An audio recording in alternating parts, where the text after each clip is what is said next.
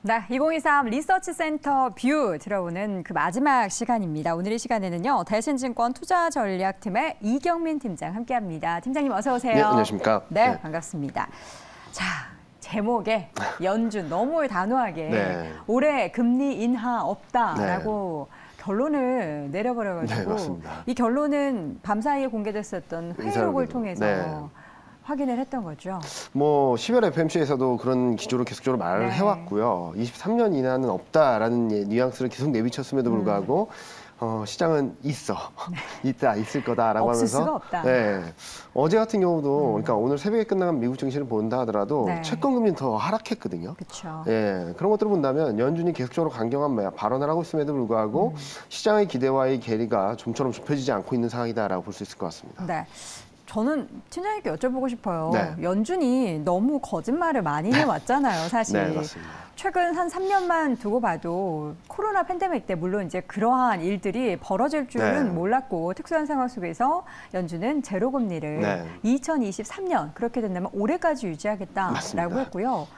또 인플레도 일시적이다라는 네. 파월 발언. 그리고 네. 작년에는 금리가 이렇게까지 가파르게 올라갈 줄도 몰랐고 네, 맞습니다. 이런 상황들을 쭉 놓고 보면은 연준이 이렇게 단호박으로 이야기를 해도 당연히 시장 참여자들은 또 바꿀 거면서 그쵸. 이렇게 생각할 수밖에 없을 것 그러니까 같아요. 2022년을 지나오면서 네. 많은 분들이 연준의 발언, 코멘트에 굉장히 관심을 기울였는데 그쵸. 반대로 말하면은 계속적으로 바뀌는 전망 때문에 시장에서 신뢰도를 좀 많이 떨어뜨렸다라고 네. 생각하고 있고요. 그리고 12월 FMC에서 연준이 제시한 점도표랑 그리고 또 경제 전망을 보면은 네. 올해 전망, 그러니까 2022년 GDP 성장 전망도 0.5, 그리고 2023년도 0.5거든요. 네. 근데 2022년 연간 GDP 성장 전망치가 0.5로 가려면 4분기 GDP 성장률이 전년 대비 마이너스 5%를 가야 됩니다. 너무 과한데요. 너무 과하죠. 네. 그러니까 그 전망치를 보면은 22년 전망치 레인지를 봤을 때 0에서 네. 0.5인데 상단이에요. 그렇죠. 무슨 말씀을 드리냐면 연준 위원들은 이미 4분기부터 역성장을 기정사실화한 거 아니냐라는 생각이 있으면서 시장은 연준의 발언들을 믿지 못하기 시작했다라는 것이죠. 그렇게 된다면은 2022년 4분기, 2023년 상반기까지는 역성장이 불가피한 상황이 전개될 것이고, 그러면은 침체가 불가피한데 그러면 연준은 계속적으로 금리 인상을 할 거냐? 그렇지 못할 것이다. 라는 얘기상을 하는 것 같아요. 네. 그런데 지금 현재 본다면은 연준이 계속적으로 발언하는 것들을 본다면 경기를 일정 부분 침체를 불사한다 하더라도 물가를 잡겠다라는 의지를 계속적으로 피력하고 있기 때문에 그렇죠. 그리고 12월 FMC 때 파월 연준 의장 발언 중에 굉장히 중요한 변수 중에 하나가 좀 뭐라 그러죠? 스태그플레이션을 간다고 한다면 네. 물가를 먼저 잡겠다는 얘기를 했거든요.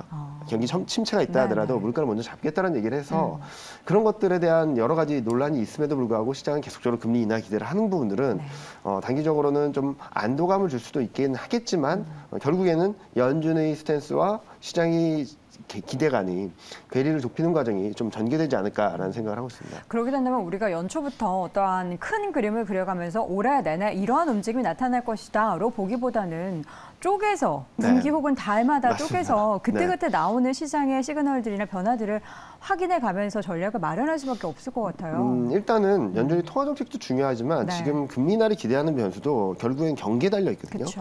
그리고 물가도 경기에 달려 있고 그리고 연준의 스탠스도 경기 침체나 역성장의 강도에 따라서 달려 있는 거라서 네.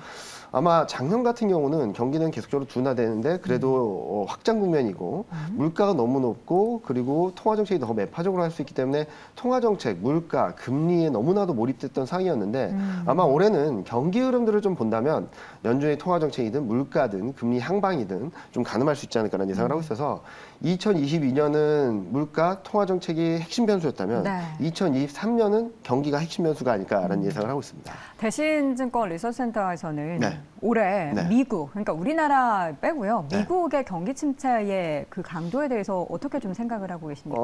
저희는 기본적으로 역성장은 불가피하다라고 말씀을 드리고 네. 있는데 깊은 침체보다는 좀 마일드한 침체 가능성이 높지 않을까라는 예상을 하고 있습니다.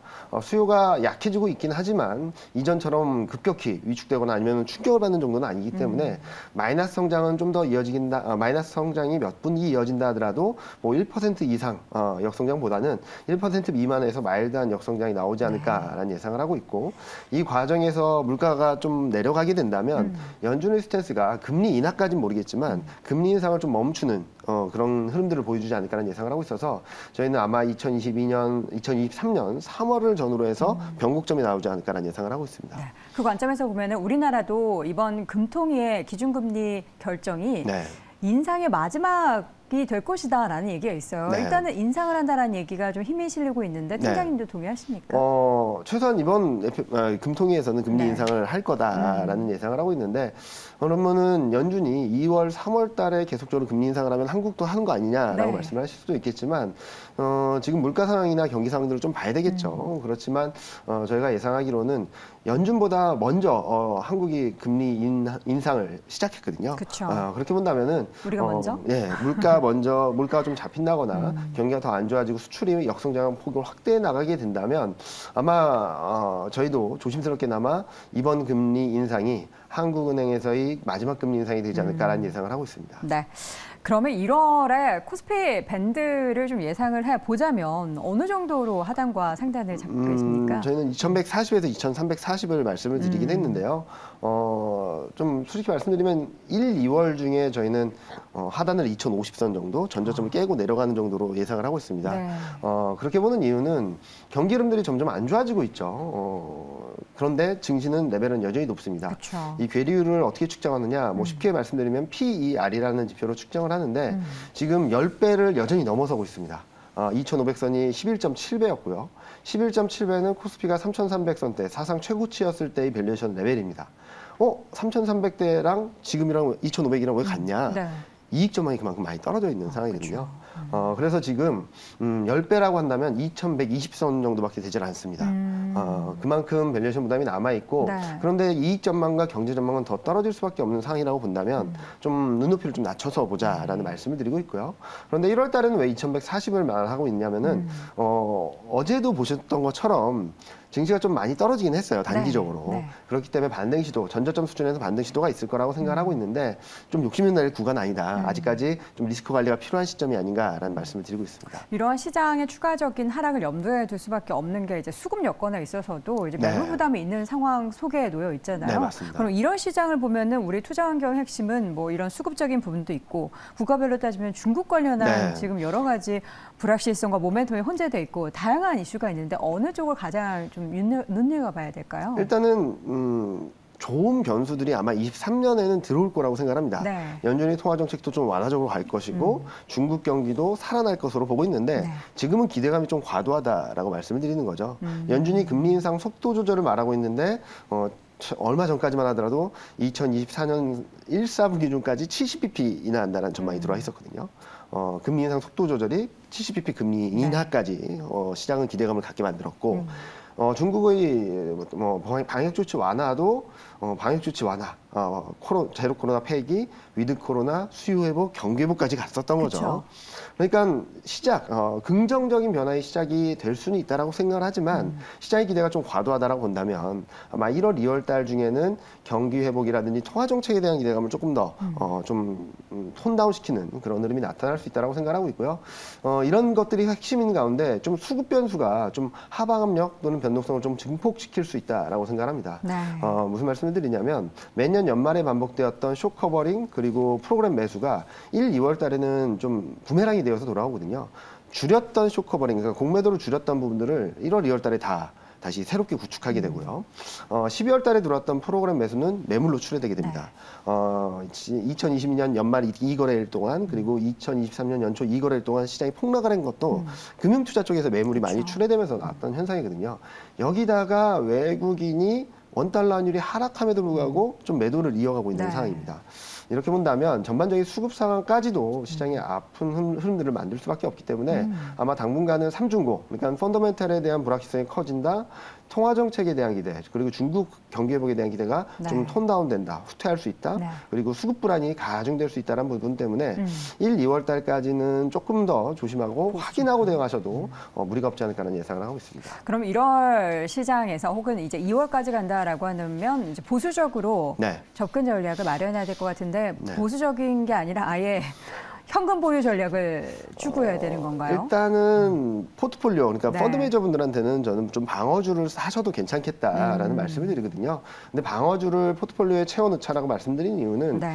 시장이 많이 빠진다 하더라도 덜 하락하니까 시장을 이길 수 있다라는 측면이죠. 근데 개인 투자하시는 분들한테 시장이 떨어진다 하더라도 이 종목들은 마이너스 5%, 4%밖에 안 가니까 사세요라고 말씀드리기 굉장히 어렵잖아요. 그렇죠.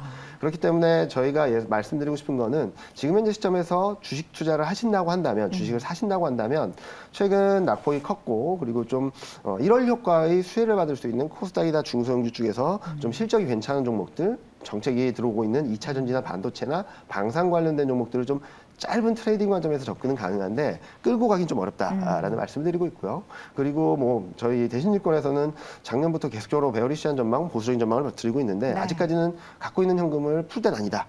좀 기다리자라는 말씀을 드리고 싶습니다. 그리고 뭐 자산 시장에서 투자를 하신다고 한다면 네. 아마 달러 쪽에서 좀 기회가 있지 않을까라는 생각을 하거든요. 금리 인하에 대한 기대가 좀 후퇴하게 된다면 네. 달러 인덱스가 좀 반등할 수 있고 원 달러 환율이 좀 반등할 수 있다라고 봤을 때 달러 쪽에서의 트레이딩 기회가 한번 있지 않을까라는 생각을 하고 있어서 네.